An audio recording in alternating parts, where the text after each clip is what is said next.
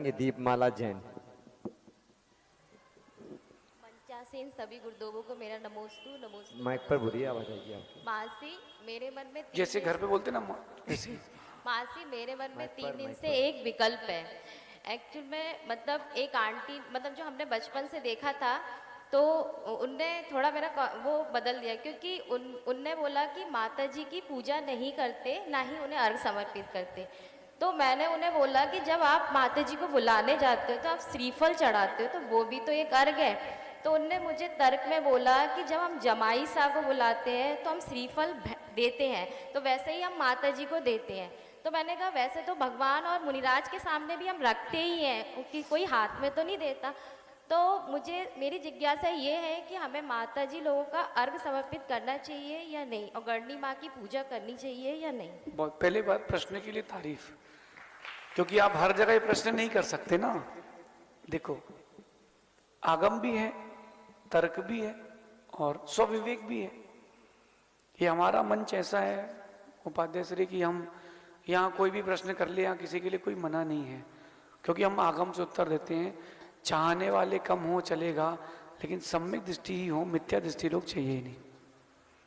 ऐसा है, आगम में लिखा है मूलाचार्य जी में और कार्तिक परीक्षा में कि महाव्रतियों की 9 भक्ति होती है। अपन पढ़ते ना दान की विशेषता में विधि द्रव्य दात्री पात्र विशेष तद विशेषा। ये जो पंडित जी लोग आके पढ़ के चले जाते हैं, केवल यही नहीं है, बहुत कुछ और भी इसके अंदर है। विधि क्या है? 9 प्रकार की विधि है। एक प्रवचन था आचार्य भगवान विराग सागर जी महाराज का झांसी में, मुझे अपने जीवन का सबसे सुंदर प्रवचन है। आपको याद है महाराज?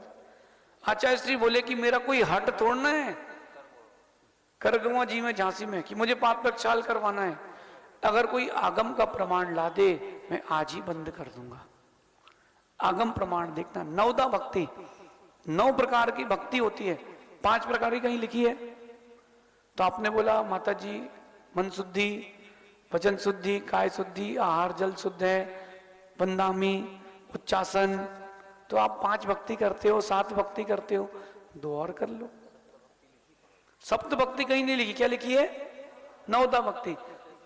कई बार क्या होता है, कई लोगों के मन में पंथवाद और रूढ़िवादिता रहती है। कोई बात नहीं, आप समझदार हैं, गुरु भक्त हैं, किसी की बातों में नहीं आना। आरी का माँ आती हैं आपके यहाँ, पाप प्रक्षाल करना, पूजन करना, परिक्रमा लगा करके उनको आहार देना। और कोई बोले कि तुमको इसमें पाप लगेगा, तो बोलना ठीक है, जो आचार्य ग्रंथ लिख गए हैं वो भी पाप करके नरक गए होंगे, तो उनके साथ नरक में रह लूंगा, लेकिन तुम लोगों के साथ मिथ्यात्व के साथ स्वर्ग में नहीं रहूंगा। और एक बात सुनना, अपनी पीढ़ी को भी ये संस्कार देके जाना। मैं ये नहीं कह रहा कि आप लोग से करो, लेकिन एक बार सोचो तो, गली गली जब माता जी निकलती हैं तो थाली से पैर प्रचल कराते कि नहीं कराते ना? और श्रीफल भेंट करते ही हो तो चौके में भी पूरी पूजा कर लिया करो। इसका कोई निषेध नहीं है, आगम में इस बात का कहीं भी निषेध नहीं है। बाकी स्वरुचि सबकी अपनी अपनी है, जिसकी जैसी श्रद्धा। कहते हैं ना कि जिसका जितना पात्र होता है उसको चीजें उतनी ही मिलती हैं। अब जिसके पात्र में छेद होता है उसको क्या मिलता है? उसको कुछ नहीं मिलता है। ऐसे ही अपन अपनी श्रद्धा मजबूत रखें और इस परंपरा को आगे पीढ़ी को भी बताएं। इसमें कोई पाप नहीं है। अगर मैं कह दूं, डॉक्टर कह दे किसी को कोरोना हो गया है तो गाय का ताजा गोबर खाना है, तो आप बताओ व्यक्ति खाएगा कि नहीं खाएगा?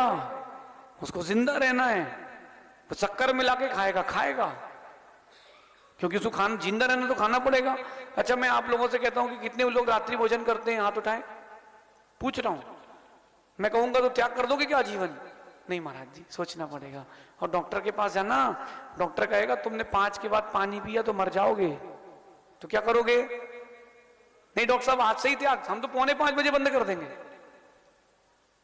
ये बात है, जब अपने जीवन पर बीतती है तो व्यक्ति को दिखता है सम्यक दृष्टि जीव इन सब विकल्पों से परे रहता है, ऐसा समझ। अगली जिज्ञासा के लिए तैयार रहेंगी जबलपुर से अंकिता दीदी। फिर भी बहन एक बात कहता हूं, कोई कितने भी तर्क दे, कुतर्क दे, आपको मुनिराज, आरिका माँ कोई भी नियम दे, आप बोलना नहीं, साधु मेरे नगर में आएंगे, मैं पूरी सेवा करूंगा। एक बात और बोलता हूँ, जबलपुर की घटना है। एक व्यक्ति ने चौका लगाया, 3-4 संघ आसपास थे, जैसे रामचंद्र नगर, अपना विद्यांचल, सब आसपास है। तो माना कि वहां भी साधु हैं और यहाँ भी साधु हैं। अब वो यहाँ कोई साधु मिले नहीं तो व्यक्ति वहां चला गया, माता जी पड़क गई। तो वो माता जी को ले आया, माता जी बैठी रही, उसने पूजा और पाठ प्रक्षाल नहीं किया।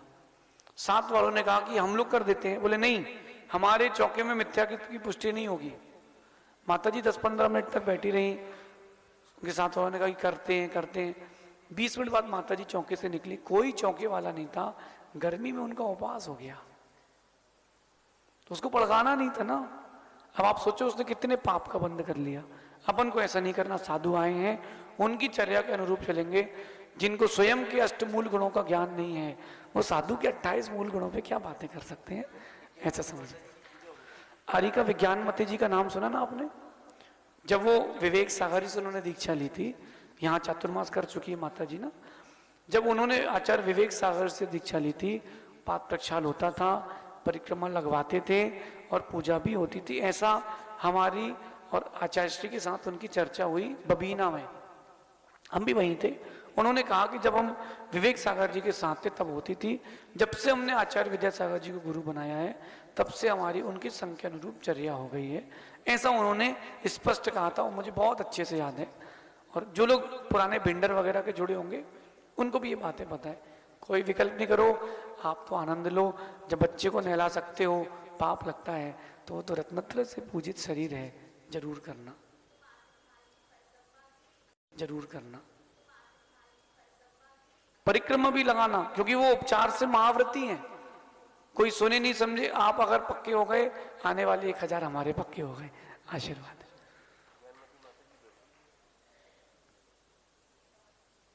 इनका माइक चालू कर दो।